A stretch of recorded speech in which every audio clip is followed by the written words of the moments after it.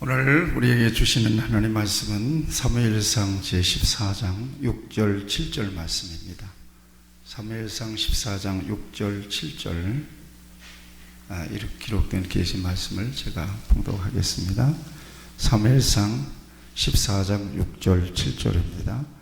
요나단이 자기의 무기를 든 소년에게 이르되 우리가 이 할례받지 않는 자들에게로 건너가자. 여호와께서 우리를 위하여 일하실까 하노라. 여호와의 구원은 사람이 많고 적음에 달리지 아니하였느니라. 무기를 든 자가 그에게 이르되 당신의 마음에 있는 대로 다 행하소서. 행하여 앞서 가소서. 내가 당신과 마음을 같이하여 따르리이다. 아멘. 주일 낮 예배 설교는 매일 여러분들에게 공급해드리고 있는 말씀 영상을 그 말씀 가운데서 확대해서 내게 그 감동이 된 말씀을 주일 낮 예배 때는 주로 나눕니다. 그러니까 여러분들에게 제가 꼼꼼하게, 안 가시는 분은 없죠? 말씀 영상 다 가죠? 어떤 흐름을 여러분들이 다 익히 아시겠죠? 그렇죠? 그것을 꼬박꼬박 여러분들이 좀 챙겨보실 수 있어야 주일 낮 예배가 말씀에 그 연계가 되고 또 흐름이 이어지고 또 은혜가 증폭될 수 있습니다. 그래서 오늘은 그 말씀 가운데서 본문으로 이 말씀이 정해졌습니다. 이 말씀 속에서 하나님께서 저와 여러분들에게 주시는 은혜 간직하시고 한 주간 세상을 이겨내시는 여러분들 되실 수 있기를 바랍니다. 오늘 말씀의 제목을 믿음으로 계산할 줄 아는 사람입니다. 믿음으로 계산할 줄 아는 사람이죠. 그러니까 보통 사람들과 관점이 좀 다른 사람입니다. 관점이 다른 사람이에요. 믿음의 관점을 가지고 사는 사람이죠. 이 사람이 소수일지라도 하나님은 그 사람을 통해서 일한다. 그 사람을 통해서 하나님의 놀라운 승리를 나타내신다라고 하는 것이 오늘 본문 여러분들과 함께 나눌 말씀의 요지입니다. 그랬을 때 이 말씀 속에서 여러분 그 믿음의 소수, 하나님의 관점을 가지고 있는 그 소수가 누가 되어야 된다는 것을 오늘 말씀하실 것 같습니까? 저와 여러분들이 되어야 된다는 것을 말씀하실 것 같죠. 벌써 결론은 다 나왔습니다. 그런 관점에서 지금 저와 여러분들은 세상에서 전쟁하고 있습니다. 전투하고 있는 거죠. 그렇게 느끼시나요? 전쟁입니다.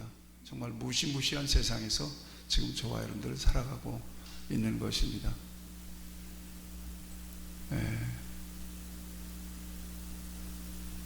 우리 안에 있는 믿음이 무너지면 그냥 거기서 우리는 아주 장렬하게 전사할 수밖에 없습니다.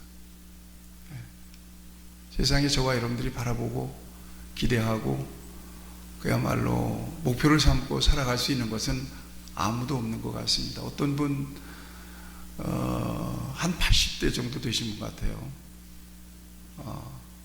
어떤 유튜브에 보니까 이분은 굉장한 자산가예요.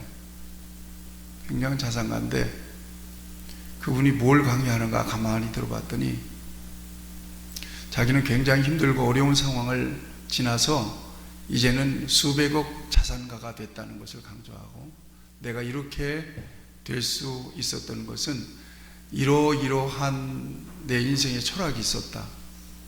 그것을 그대로 이렇게 적용해 봤더니 결국 이렇게 성공하게 되더라 하는 거예요. 동기부여 위해서 그런 영상을 만든 굉장히 조회수가 많습니다. 저는 그분의 이야기를 끝까지 다 듣지는 않았습니다. 들으면서 언제까지 저런 식의 성공을 얘기할 수 있을까 좀 걱정이 됐어요. 저는 한마디로 얘기해서 잘 먹고 잘 사는 법을 가르치는 거거든요.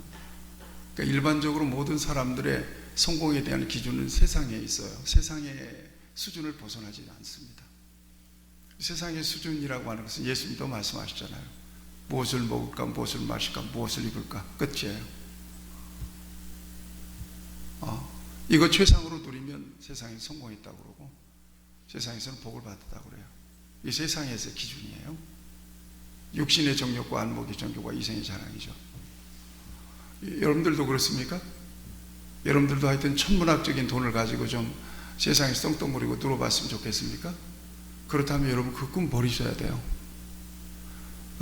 그게 나쁘다는 것은 아니고 그것이 여러분들의 인생의 목적이 되면 큰일 나는 거예요. 저는 그렇게 여러분들에게 가르치지도 않고 그렇게 여러분들에게 설교하지도 않았어요. 진정으로 하나님께서 성경을 통해서 우리에게 주시고 싶은 것이 있다는 거예요. 그건 하나밖에 없어요. 예수님 따라하세요. 예수님이세요. 여러분 안에 예수님이 계시면 아멘 해보세요. 그럼 여러분들의 인생과는 굉장히 달라진 거예요. 여러분들의 인생의 방향과 목적은 완전히 세상 사람들과는 달라진 거예요. 저와 여러분들이 이 땅에 목적을 두고 살아가는 사람들이 아니에요. 성경은 이 세상의 삶에 있어서 진정한 가치를 하나님과 관계 속에서 하나님 목적에 합당하게 사는 것에 두어요. 가난하고 부자, 그거 성경에서 판단하지 않습니다. 가난했다고 저주받았다, 복못받았다고 성경은 절대 얘기하지 않습니다. 병들고 건강한 것도 상관없습니다. 어떤 자리에 있든지 어떤 모습으로 살든지 하나님이 보시기에 좋았더라, 그 모습으로 예수님 안에서 살아가느냐 하는 것입니다. 내 인생의 주인이 하나님이신 것을 인정하고 사느냐는 거예요.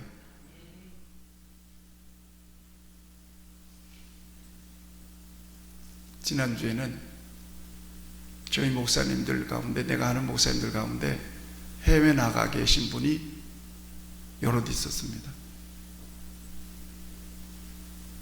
월요일날 출국하면서 공항에서 딱 한카트에서 올려놔서, 야, 어디 가는구나. 공적인 거로 가신 분도 있고 사적으로 가신 분들도 있었어요. 속으로 아이고 참 좋겠네.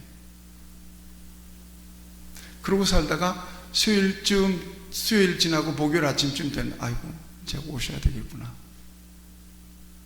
눈 깜짝할 새에 끝나는 거예요. 이게 세상이 주는 것에 대한 한계예요. 우리가 이보다 더 젊을 때도 있었잖아요. 몇 년 전에 사진들 보세요. 아이고 젊었네. 우리 집사람하고 만나서 우리 딸 하나 나눴고 저 월출산에서 찍었던 사진이 있어요. 정말 젊었더라고. 그 사진을 찍은 집사님이, 목사님 이 사진은 돈 받고 드려야 되겠어요, 그랬던 사진이에요. 돌아갈 수가 없어요. 어느 순간에 옛날이여가 되고 지금 이 모습이 됐어요. 어저께 제 친구 딸이 결혼한다고 그래요. 저는 저 전라남도 광주에서 했기 때문에 못 갔어요. 근데 일곱 명 내 친구들이 있어요. 그 친구들 장가갈 때 제가 축가 다 해줬어요. 축가를 다 해줬어요. 그런데 모였대요. 친구 딸 장가간다고. 야, 보고 싶으니까 사진들 단체로 찍어서 올려. 그랬더니 단톡에 올려놨어요. 저도 물론 우리 부부와 찍은 사진을 올렸어요. 이게 내 모습, 현재 내 모습이니까 봐라. 사진을 쫙 확대해서 보니까 천상상들 근이들이 다 됐어요. 내 기준으로 봐서 그러니 뭐라, 나보다 훨씬 더 늙은 것 같아. 얘들이 어떻게 살았길래 이렇게 팍싹 늙었을까. 그렇게 인생이 가버렸어요. 나는 그 80대 동기부여 동영상을 찍으신 그분은 참 좋은 일을 하고 계시지만, 그분이 이게 바로 멋진 인생의 이 멋진 인생의 가이드입니다 라고 이렇게 가르치면 그건 잘못된 거예요. 젊은이들이 그거 보고 나도 그렇게 한번 해서 저렇게 한번 멋진 인생을 살아봐야 되겠다라고 목표를 갖는다면 그건 굉장히 나쁜 메시지를 집어넣는 거예요. 이렇게 해야 돼요. 인생이라고 하는 것은 잘 살고 못 살고는 크게 중요하지 않습니다. 내 인생의 근본, 내 인생의 실존을 분명하게 인식하고 살아가는 것, 이게 진정한 인생의 나는 가치고 거기에 행복이 있다고 믿습니다. 이런 얘기를 해줘야 되거든요. 그리고 마지막은 무슨 얘기를 해줘야 되겠어요? 우리를 지으신 분이 하나님이십니다. 하나님은 하나님 목적대로 우리를 만드셨거든요. 그래서 우리를 만들어 놓으시고 너무나 좋아하셔서 보시기에 너무 좋았더라 그랬잖아요. 그 목적대로 하나님 기쁘신 그 모양대로 오늘 이 땅에서 하나님이 인정하고 믿음으로 살아가는 것이 여기에 진정한 행복이 있습니다. 그 행복은 예수 그리스도 안에서만 가능합니다. 이런 얘기 해줘야 돼요. 여러분 믿습니까? 많이 있으면 편리하고 좋아요. 목사에게도 돈 좀 있으면 좋겠어요. 아쉬운 사람, 안타까운 사람 보이니까요.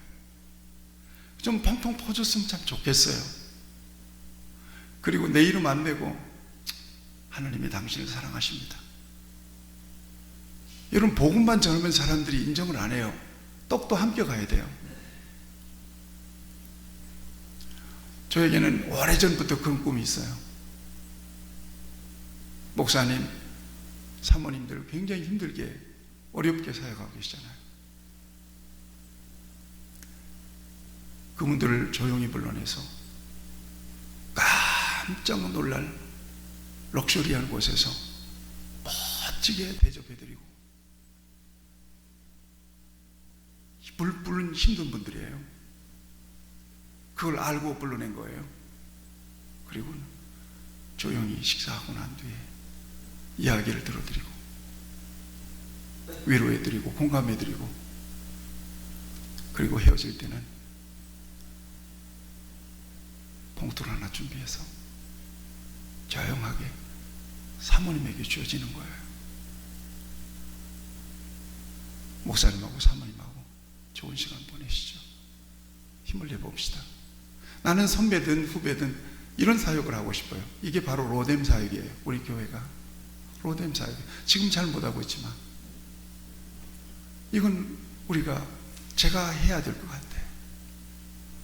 그런 분들이 너무 많아요. 물론 세상에서 굉장히 힘들고 어렵게 사시는 분들도 많거든요. 여러분들 그냥 지나치면 안 돼요. 어떤 분이요, 장로님이신데요. 어떤 분이 장로님이신데요. 자기 교회 새 가족이 등록을 했답니다. 근데 굉장히 VIP 같은 분이 등록한 거예요.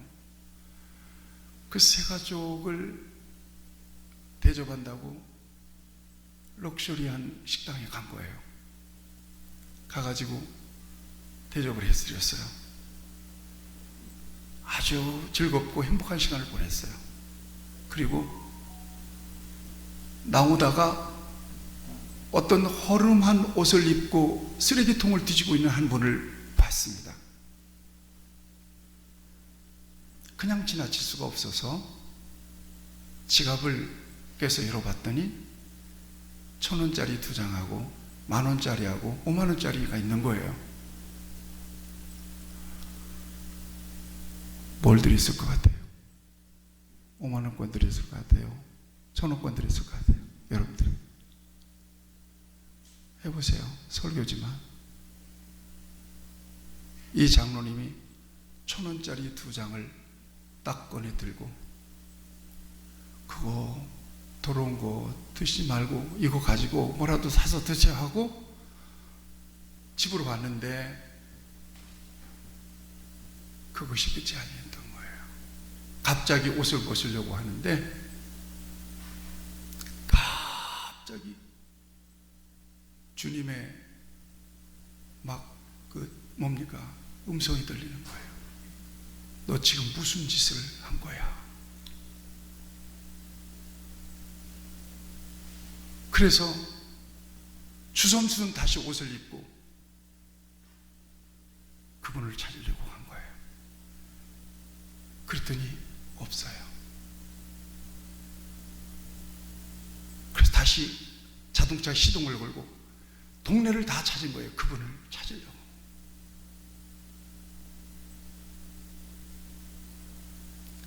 온 동네를 다 뒤져도 그분이 보이지 않는 거예요. 그리고 방에 돌아와서 하나님 앞에 통곡을 하는 거예요. 왜 내가 그때 5만 원짜리를 못 꺼냈을까요? 왜 내가 2천 원 주면서 생생냈을까요? 크게 하나님 앞에 회개했다는 것입니다. 우리가 육신을 쓰고 살고 있기 때문에 일생 동안은 뭔가가 있어야 되고 뭔가를 입어야 되고 뭔가를 누려야 되는 것은 맞습니다. 이것 또한 하나님께서 우리에게 주신 것들입니다. 그런데 메멘토 모리, 너희 마지막을 생각하고 너희 죽음을 생각하고 너희 끝을 생각하라는 거예요. 무엇이 우리의 인생에 있어서 가장 중요한지를 성경은 우리에게 가르치고 있습니다. 늘 재밌으면 좋잖아요. 어떤 분은 그런 간증도 하는 것을 내가 읽어본 일이 있어요. 사람들을 만났어요. 친구들이었어요. 한참 동안을 먹고 마시고 서로 정말 행복하고 즐겁게 지내고 집으로 돌아왔는데 갑자기 성령님의 음성이 들리는 거예요. 너 오늘 무슨 일 하다 왔냐?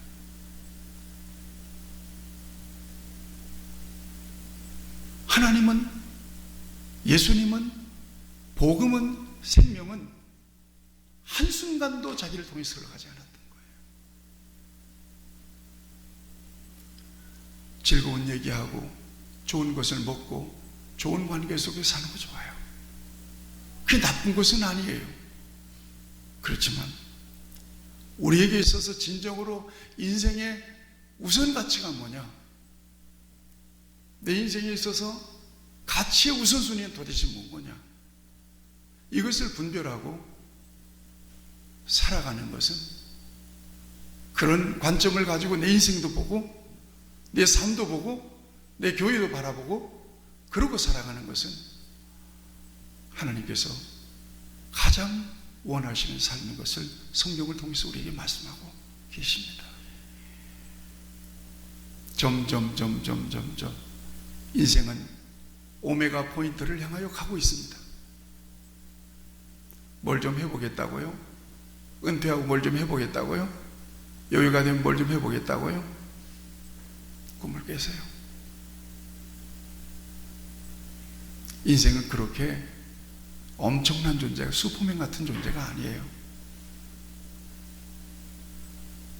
이 다음에 여유가 있으면 주를 위해서 열심히 일해보겠다고요? 천만의 만만의 말씀이에요. 당신이 하지 않아도요, 일할 수 있는 사람은 굉장히 많이 있습니다. 그때 가면 당신의 젊음, 에너지, 유연성, 당신의 건강 다 잃어버리고 하나님이 별로 쓸 게 없어져요. 중요한 건 지금이에요. 지금 내가 복음 앞에 서고, 지금 내가 하나님 앞에 서고 진지하게 내 인생을 하나님 앞에 응답하는 것이 하나님이 진정 바라는 것입니다. 이걸 잊지 마셔야 될 것입니다. 하나님은 그 사람이 소수라 할지라도 하나님은 그 사람을 통해서 일하십니다. 아주 큰 일을 하십니다. 코로나 이후에 교회들마다 난립니다. 모임이 생명인데 모이지 못하니까 딸랑 예배만 30명, 우리 한참 엄격할 때는 30명 정도 했죠. 20명까지 예배를 드릴 수 있잖아요. 그러면서 성도들의 믿음이 점점 어떤 신앙생활의 패턴을 잃어버린 거예요. 신앙생활의 리듬을 잃어버린 거예요. 그리고 그렇게 한 3년 지나니까 굳어져 버리고 말았어요. 그래서는 웬만한 도전도 안 돼요. 웬만한 자극도 안 돼요. 내 안에 주님이 계시지라고 확인하고 그냥 그렇게 맹맹하게 살아가요. 그렇게 살다가 하나님 앞에 가는 것도 물론 의미는 있겠지만, 진정으로 예수님을 알고 사도 바울 같은 사람은 온 아시아와 유럽을 복음을 전하고 복음을 세계화시키는 일에 그렇게 쓰임 받은 사람도 있지 않습니까? 성령 받아서 예수님의 12제자와 120문도는 예루살렘을 넘어 온 유대와 사마리아와 땅끝까지 그리스도의 복음을 전하기도 했지 않습니까? 나는 딸랑 하나님께서 예수 믿으면 구원받는다는 그 알약 하나 받아먹고 아이고 나는 구원받았다 그러고 일평생 내 구원을 간직하고 살다가 하나님 앞에 서는 것이 어떤 의미가 있겠느냐는 것입니다. 그러라고 주님이 죽어주셨느냐는 것입니다. 예수를 믿는 것이 진정으로 거기에 목적이 있느냐는 것입니다. 그건 아니다.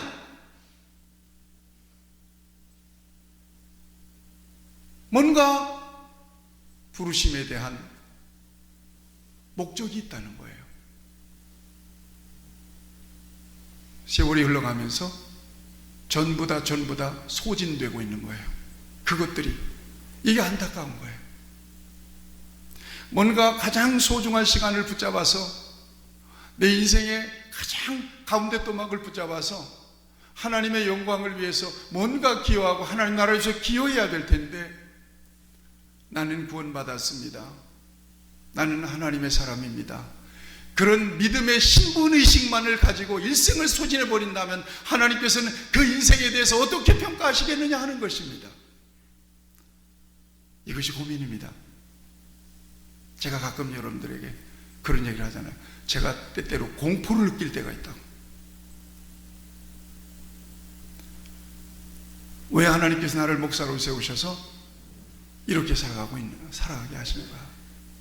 나는 나의 구원만을 가지고 그 감격만을 가지고 살았더라면 나는 특별하게 걱정할 게 없었을 것 같기도 해요. 그런데 나를 목사로 세우셨으니까 하나님께서 여러분 같은 영혼들을 나한테 맡겨주셨단 말이에요. 다행히 저는 여기에서 잘 먹고 잘 사는 것이 복이라고 한마디도 얘기하지 않았어요. 그것이 우리가 인생의 목적인 것을 얘기하지 않은 것을 감사해요. 그건 필요 조건이지 충분 조건이 될 수가 없습니다. 진정으로 하나님께서 우리에게 주시고자 하시는 것은 복음이었습니다. 그것밖에는 없어요. only one. 당신 예수 믿었다면 이제는 응답하세요. 리스판스 하셔야 됩니다.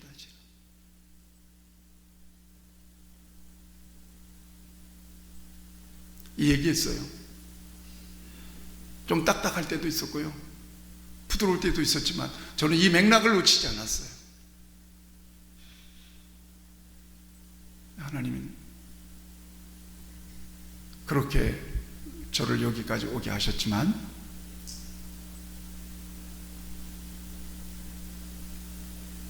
내가 최선을 다한 목회자로서의 삶 가운데서 내가 돌보지 못한 내 목회의 어떤 그 영역의 밖에서 이렇게 계셨던 분들도 있습니다.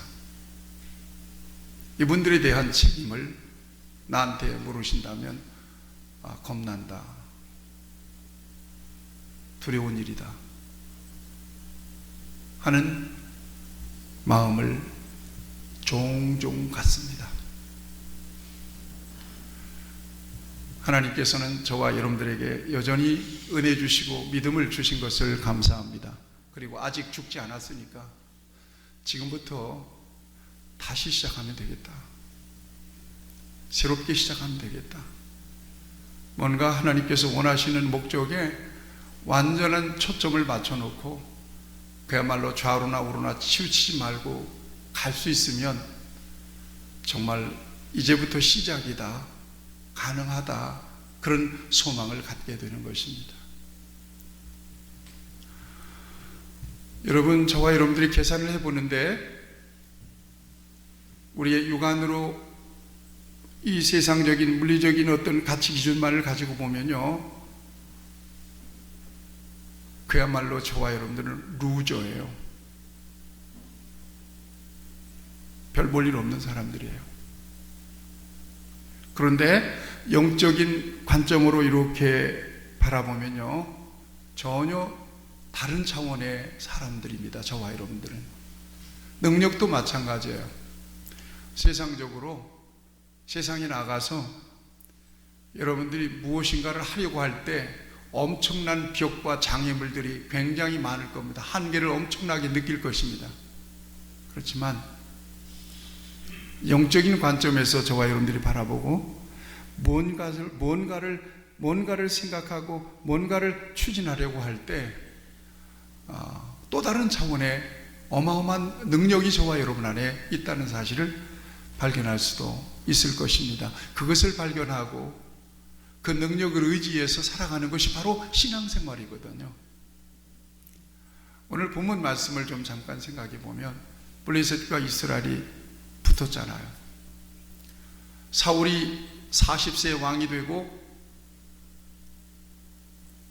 2년 만에 정규군을 모았습니다. 정규군. 비로소 왕정 체제에서 정규군이 소집이 된 거예요. 이게 3,000명이에요. 그래서 사울이 2,000명 가지고 기브아에 있고 요나단이 1,000명을 거느렸습니다. 여러분, 아침 영상을 보시면 다 그려지시죠? 네, 굳이 설명하지 않아도 되겠죠. 자, 그런데 이 요나단이라고 하는 사람이 사울의 아들이잖아요. 요나단이라고 하는 사람이 자기가 거느린 군대 1,000명을 동원해서 블레셋 수비대를 친 거예요. 선제 공격한 거예요. 블레셋 수비대를 친 거예요. 그러니까 블레셋이 뭐 발끈하죠. 뭐 개미떼처럼 일어나는 거예요. 벌떼처럼 일어나는 거예요. 큰일을 내버렸습니다. 이스라엘 군대는 3,000명밖에 안 돼요. 그런데 블레셋 군대는 병거만 3만입니다. 어마어마한 마병만 6,000명입니다. 그 다음에 병사들이 바닷가 모래처럼 많았다는 거예요. 되겠어요? 안 되겠죠? 여러분들 잘 좀 따라와 보세요. 되겠어요? 안 되겠어요? 안 되겠죠. 게임이 안 되겠죠. 이게 물리적인 법칙에서는 그렇게 될 수밖에 없어요. 물리적인 법칙에서는 절대 적은 수요가 많은 수요를 못 이겨요. 작은 것이 큰 것을 못 이겨. 나하고 지금 누구야? 여기 없네. 만만한 게 나율이 어디 있나? 나은이가 나한테 까불면 어떻게 되겠어요? 나는 나은이를 새끼손가락 하나만으로도 이길 수 있어요. 이렇게 들어버릴 수도 있어요. 어떻게 이겨요? 못 이기죠. 그렇게 나와 있어요, 데이터가. 이게 물리적인 법칙의 한계예요. 이런 많은 블레셋 군대를 이스라엘 3,000명이 어떻게 당해요? 그러니까 어떤 사태가 일어나는가 하면 왕도 떨었어요. 제사장도 떨었어요. 그 다음에 모집된 병사들이 자기 죽을까 봐서 쫙 흩어져 버리고 말았어요. 그래서 딸랑 얼마 남았냐면 6,000명 남았어요.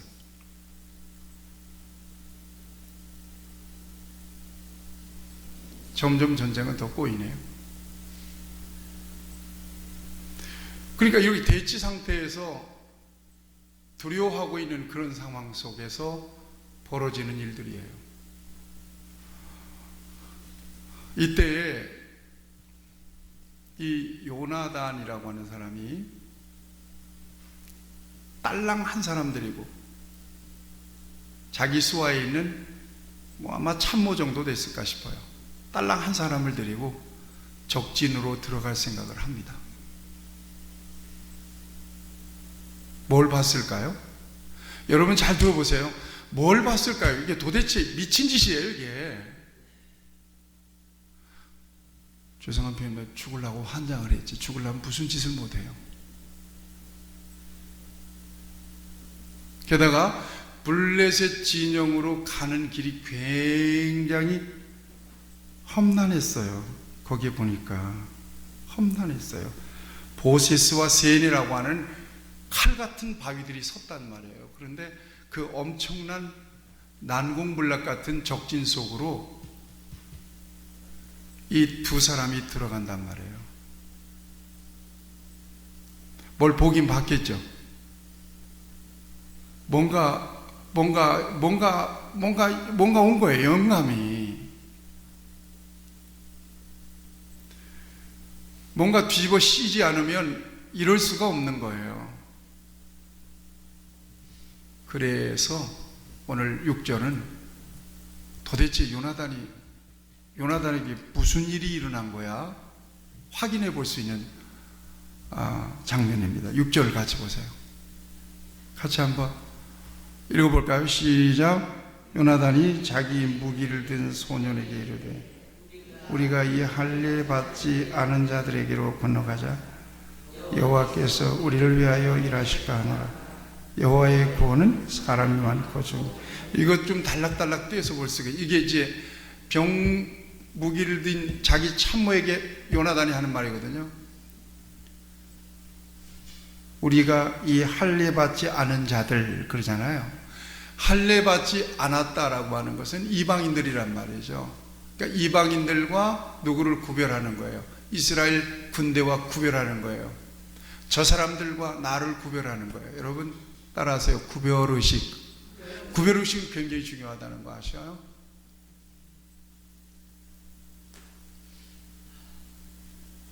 저 사람이 나보다 훨씬 더 잘났고 많고 대단하니까 와 이렇게 봐야 됩니까? 저는 지금까지 그렇게 봐본 일이 없어요. 대단하네. 그렇지만 얼른 정신 차려져요. 대단하네. 그렇지만 나는 주님을 믿지. 나는 목사지. 얼른 정체성을 얼른 다시 가져요. 그래서 그것 자체로는 대단하지만 도대체 저걸 저렇게 누리고 사는 사람은 어떤 사람이냐? 그리고는 얼른 절대적 기준을 갖다 넣어봐요. 예수님 단순해요. 예수님 안에 있으면 굉장히 모든 걸 판단하는 기준이 심플해져요. 예수님 안에 있느냐, 예수님 밖에 있느냐. 예수님 밖에 있는데 저렇게 엄청난 것들을 누리고 있으면 별거 아닌데 뭐. 그래도 하나님 나를 사랑하시고 내게 더 많은 은혜를 베푸셨구나. 근데 그 엄청난 것들을 예수님 안에서 누리고 있어서 귀하다, 귀하고 귀하다. 하나님께서 얼마나 사랑하시면 저렇게 예수님 안에 있으면서 저 같은 삶을 누릴 수 있게 하셨을까? 저렇게 이 세상에서 살면서 예수도 믿게 하셨네. 너무나 귀하게 여겨져요. 여러분 장례식에 가서 그런 걸 느끼잖아요. 장례식에 가보면 딱 구분이 돼요. 뭘로 구분이 돼요? 조화가 얼마나 와 있느냐. 이걸로 딱 구분이 되잖아요. 끝도 없어요. 조화가 어떻게. 도대체 저 사람은 어떻게 살았길래 저렇게 엄청난 사회적으로 엄청난 영향력이 있었나 보다. 아니면 그 자식들이 그랬나 보다. 그런데 막상 가보면 이렇게 머리 하신 분들이 이거 하고 있다든가 그래요. 그러면 아주 심플하다 그래요. 심플해진다 그러잖아요.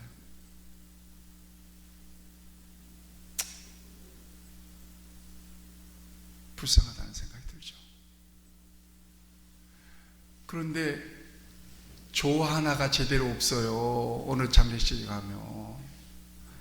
참 우리 성도들의 장례식이 초라해지지 않았으면 참 좋겠어요. 조화도 없어요.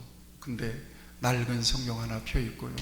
어떻게 살지 몰랐던 낡은 하늘 가는 밝은 길이 저 높은 곳을 향하여 찬송 소리가 나요. 소망 찬송이 나와요. 심플해요. 세상에서는 존재감 없이 사셨는지 모르겠지만 예수님 안에서 사셨네. 참 귀하고 복되다. 그리스도 안에서 죽은 자가 복이 있는데 이제는 편안하시겠다. 감사한 마음이 있어요. 여러분, 관점은 이렇게 큰 거예요. 관점의 차이는. 저와 여러분들은 영적인 관점을 확실하게 장착하고 세상을 바라볼 수 있게 되기를 축복합니다. 요나단은 그랬어요. 봤더니. 그래서 적진으로 가는데 분명한 구별의식을 가지고 가요. 할례바자. 그러면 무슨 얘기를 해요? 여기 보니까 건너가자. 여호와께서 우리를 위하여 일하실까 하노라. 여러분, 주어가 누구인지가 분명하게 여러분들에게 필요해요. 주어가 누구예요? 내가예요? 여호와께서예요? 여호와예요. 주어가, 여러분들 주어는 누구예요? 주어가 주님이셔요? 여러분들이세요? 주어가 여러분들 굉장히 중요해요. 주어가 무엇이냐? 주어가 돈이면 돈이 끌고 가고요. 주어가 권력이면 권력이 끌고 가고, 주어가 자기면 자기가 끌고 가고요. 주어가 누구냐 하는 것이 중요해요. 저와 여러분들은 주어가 온전하게 그리스도가 되기를 축복합니다. 주어가 하나님이 되시기를 축복합니다. 그래야 돼요. 여호와께서 뭐라고 하면 우리를 위하여 일하실까 하노라. 이거 제가 다른 번역에서 보니까 이렇게 번역이 되어 있어요. 우리가 움직이면 하나님이 일하실지 누가 알겠느냐, 이 말이에요. 제가 종종 입버릇처럼 말씀하는데, 내가 움직이지 않으면 하나님이 안 움직여요. 내가 믿음 안에서 뭔가 하나님께서 내게 주신 영감을 따라 딱 움직일 때 하나님 그때부터 내 삶을, 그 일을 접수하세요. 내가 하나님 도와주세요, 믿습니다. 얼른 가면 안 떨어지냐? 이러면 절대로 안 떨어져요. 우리 어릴 때 말로 개구리 수염 날 때까지 안 떨어져요. 여러분 기억하세요. 내가 움직이지 않으면 절대 하나님이 안 움직여요. 가자. 여호와께서 일하실까 하노라. 우리가 가면 하나님께서 나서시지 않을지, 하나님이 일하실지 누가 알겠느냐? 이 믿음이 있었으니까 움직인 거예요. 하나님께 대한 믿음이 있었으니까 가는 거예요. 아멘. 이게 너무나 중요해요. 그 다음에 또 중요한 고백을 해요. 여호와의 구원은 사람이 많고 적음에 달리지 아니하였느니라.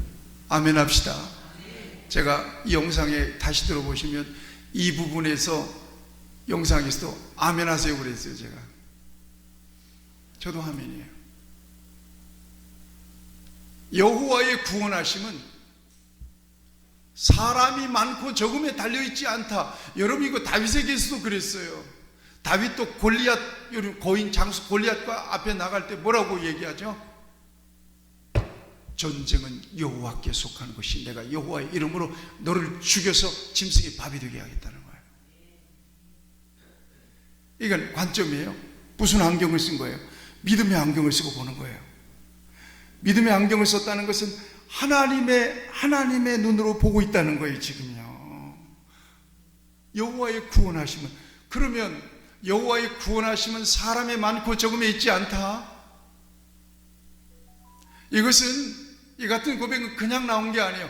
하나님을 어떤 하나님을 보고, 하나님을 어떤 하나님을 믿고, 하나님을 어떤 하나님으로 신뢰하고 의지했느냐라고 하는 하나님에 대한 고백이 여기 싹 들어가 있어요.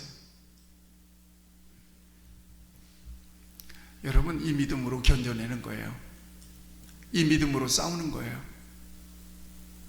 우리 같이 고백합시다. 여호와의 구원하심은 사람의 많고 적음에 달려있지 않습니다. 어디 사람 분이겠어요? 여호와의 구원하심은 돈에 많고 적음에 달려있지 않다. 여호와의 구원하심은 실력과 능력에 많고 적음에 달려있지 않다. 여호와의 구원하심은 뭐예요? 권력이 높고 낮음에 달려있지 않다는 거예요. 우리는 하나님을 어떻게 고백해요? 나는 우리 빈내리 교회 성도들이 맞고 품는 식으로 예수 믿지 않았으면 좋겠어요. 뭔가 계산을 해보고, 뭔가 하나님에 대해서 뭔가 이렇게 좀 실험도 해보는 거죠. 나는 제일 좋은 게 교인들이 나한테 하나님에 대해서 질문하는 게 제일 좋더라고. 성경을 읽으면서 목사님 이게 무슨 뜻이에요? 난 언젠가 이 선생님이 나한테 뭘 물어보는데 그렇게 기분이 좋더라고. 왜냐하면 읽어봤다는 얘기 아니에요. 왜냐하면 들어봤다는, 목사님 말씀 영상에 목사님이 이런 말씀을 하시던데 이거 잘 제가 몰라서 그러는데 이게 뭐예요? 라고 물어보면 할렐루야, 나는 그것을 대답해 주면서 그분에게 정확하게 성경과 믿음의 도리를 가르쳐 드릴 수 있어요. 근데 질문을 하는 사람이 없어요. 얼마나 우리 교인들이 똑똑한지, 얼마나 실력이 대단한지 이제까지 질문을 받아본 일이 몇 번 없어요. 목회에 있기까지 오는 동안에.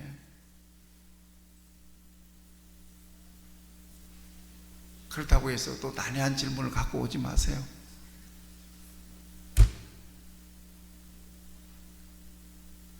여호와의 구원하신 하나님의 관점을 보고 가니까 이런 놀라움.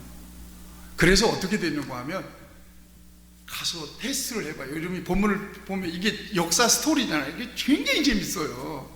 스토리니까 가서 딱 보니까 블레셋 놈들이 보이는 거예요.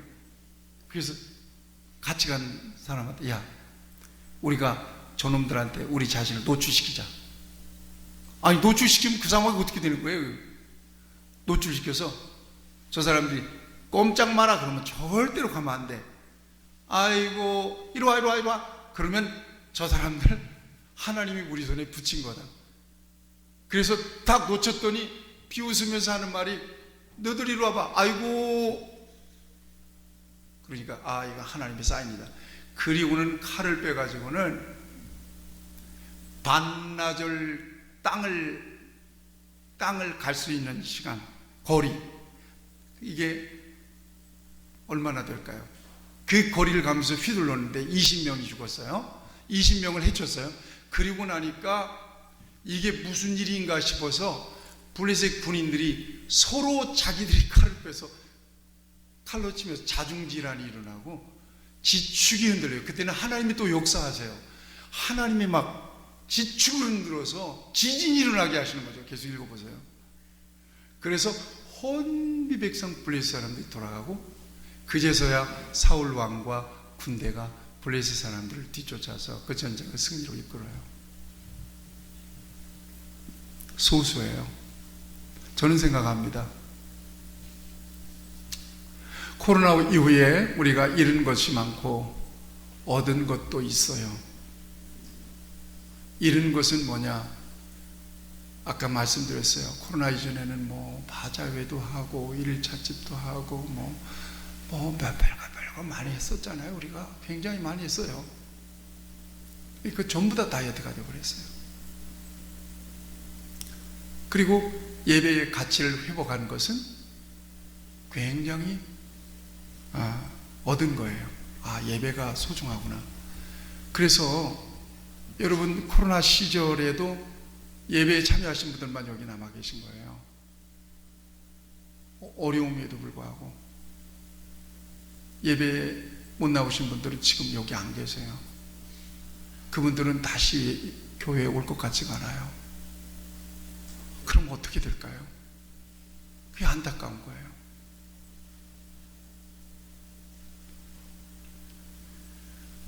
오늘 저와 여러분들은 역사적인 사명을 띠고 사는 사람들입니다. 어떤 거예요? 다른 거 없어요. 먹고 마시고 하는 것들은 예수님께서 말씀하셨어요. 너희가 무엇을 먹을까, 무엇을 마실까, 무엇을 입을까 염려하지 말라. 너희 천국에서 알아. 이건 이방인들이 구하는 거야. 너희는 먼저 그 나라와 그 의를 구해. 의 나라와 그 의를 구해. 그러면 이 모든 것을 너에게 더해줄 수 있어. 더해주실 거야. 하나님 나라와 의를 위해서 사는 사람들로 저와 여러분들을 불러내셨어요. 다른 거 생각하지 마세요. 하나님 앞에서 내가 어떻게 나에게 주신 믿음을 가지고 응답할 수 있을 것인가만 생각하세요. 교회 나와가지고 하나님 아버지 돈 주세요, 사업을 열어주세요, 뭘 주세요. 그만 좀 올려라. 너 평생 동안 그렇게 그 기도만. 나는 그래서 네 기도가 올라오면 보지 뚜껑 봉투 열어보지도 않고 쓰레기통에 넣어버려. 지겹다. 그런 기도 제목 좀 그만 좀 하고, 하나님 나 오늘 말씀에 심각한 도전이 됐는데 내가 어떻게 응답할 수 있을까요? 진지하네. 내 마음이 고딕체가 됐어요. 내 마음은 궁서체가 됐어요. 신앙 재밌게 믿는 것도 좋지만 하나님 앞에 바로 응답하다가 가야 되는데 어떻게 하면 좋아요? 내게 믿음을 좀 주세요. 내가 기도할 수 있게 해주세요. 성경을 펴서 읽고 묵상하게 해주세요. 아침마다 목사님이 배달해주는 영상이라도 좀 틈틈이 바라보면서 내 믿음의 배터리, 휴대폰 배터리가 지금 여러분들 꽉 100% 차 있으면 부산까지 갈 수 있어요. 배터리가 하나만 남아도 그 휴대폰 가지고 부산 갑니까? 외출합니까? 하나만 가지고도? 배터리 뱅크 하나 갖고 가지 않으면 불안하잖아요. 근데 우리 믿음의 배터리가 한 줄밖에 안 남았는데도 우리는 뭐 별짓도 하는 거예요. 이거 심각한 거 아니겠어요? 도대체 우리가 믿음이 살아있습니까? 죽어있습니까? 잠을 자고 있습니까? 깨어있는 것입니까? 하나님께서는 이 땅에 하나님의 교회를 통해서 하나님의 나라를 확장시키시기를 원하세요. 유람선 타고 가듯이 교회 생활 하려고 하지 마세요. 교회는 유람선이 아니라 범선이에요. 전투선, 범선이에요.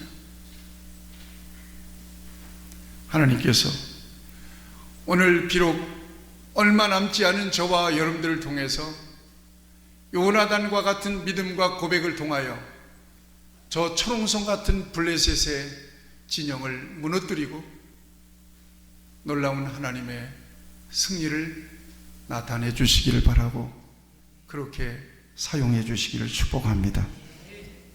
하나님 아버지, 귀한 말씀을 통해서 우리에게 다시 한번 도전을 주시는데 내가 무엇을 믿고 무엇을 의지하고 무엇을 바라보고 살아가고 있는지, 하나님 내 인생은 이렇게 이만큼 흘러왔고 또 계속해서 속절없이 흘러가고 있습니다. 내게 주신 내 인생에 대한 달란트, 네 시간에 대한 달란트를 내가 지금 어떻게 활용하고 어떻게 믿는 자로서 정말 하나님 앞에서 바르게 사용하다가 하나님 앞에 서야 될지를 주께서 도전해 주시고, 이제 힘이 다 빠진 뒤에 그래도 나는 믿음을 지켰습니다. 믿음 안에서 내게 은혜 주신 걸 믿습니다. 그리고 하나님 앞에 서게 됐을 때 내 인생에 대해서 하나님은 어떻게 평가하실지, 하나님 아버지, 그렇게 생각하면 오늘 우리가 이렇게 살아서는 안 되겠다 하는 도전을 갖습니다. 이 땅에 믿음 있는 사람, 이 땅에 하나님이 쓰시는 창조적인 소수로 정말 하나님의 구원하심이 사람에 많고 적음이 없다고 말씀하시는데, 하나님의 교회를 통해서 이 땅에 죽어가는 영혼들과 이 땅에 우리 하나님의 사랑이 필요한 곳에 하나님의 은혜와 사랑을 흘려버리는 이 같은 사역에 많은 숫자가 필요 없어. 하나님을 온전하게 의지하는 바로 그 소수, 그 한 사람을 통해서 하나님은 그 같은 역사를 이루실 수 있음을 오늘 확신하고, 하나님 그 사람이 내가 되기를 바랍니다.